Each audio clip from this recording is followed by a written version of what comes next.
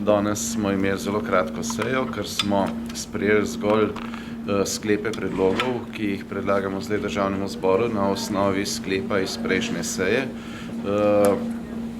Trenutek, v katerem bo Državni zbor opravil to sejo, pa je zagotovo izjemno pomemben, tako da je pravi trenutek.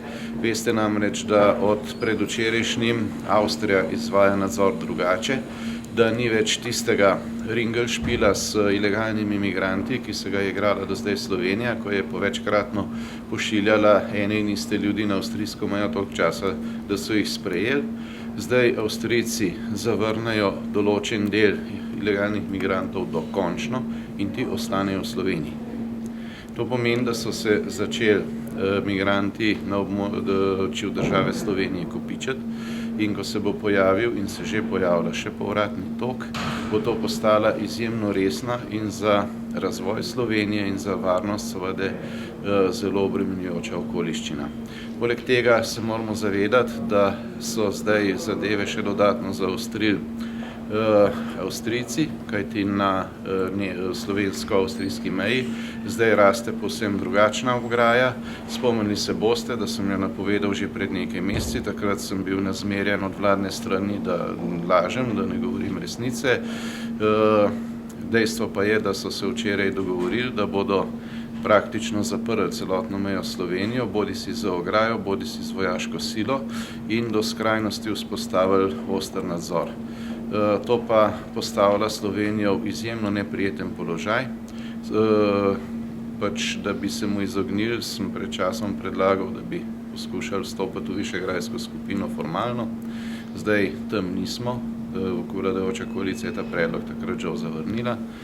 Po drugi strani smo iz tega nemško-avstrijskega območja Schengena s to avstrijsko potezo praktično dokončno izločeni. Za koliko časa lahko samo ugibamo, seveda gre za vladne ukrepe, ki naj bi veljali do 2 leti, ampak se veste, kaj je Churchill rekel, najbolj dolgo trajajo začasni ukrepi v politiki in bojim se, da je tudi v tem primeru tako. Dejstvo je tudi, da se tukaj ne najde ustreznih rešitev za ureditev razmer na območjih, odkudar prihajajo migranti. Situacija je, če pogledamo malo strani, pa tako shizofrena, da je to tudi nekaj, kar bi zahtevalo že samo po sebi izredno sejo Državnega zbora. Namreč, kaj se zdajle dogaja? Slovenija oborožuje Kurde, to je bil sklep tudi ustreznega odbora parlamenta. Po drugi strani Turčija obstreljuje Kurde, Slovenija pa v okviru Evropske skupnosti nakazuje sedaj denar kot pomoč za ustavitev toka migrantov, ki ga seveda te dodatni spopadi samo še pospešujejo. To samo priča o tem, da bo situacija še naprej izjemno huda in da gre seveda za zadevo, kjer bi morali iskati kar najširši družbeni konsens in seveda nikoli pozabiti tisto temeljno sporočilo, da sta varnost vseh državljank in državljanov in pravica do osebne integritete, ustavni pravici in da nobena pravica nobenega tujca in ne nobene tuje države ali skupnosti ne more biti nad to temeljno ustavno pravico.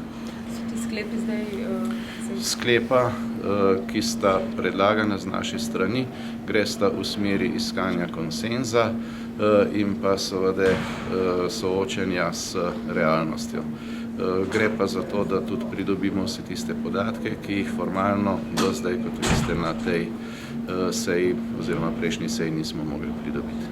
Kako pa se zdaj to sejo sklicali? Bo kot komisija s kakšnim sklepom? Kako bo šlo to proceduralno? To smo sprejeli najprej sklep na prejšnji seji, zdaj smo sprejeli predloge priporočil skupaj z obrazložitvijo, ki je domače rečeno poročilo vsega tega, kar sem povedal.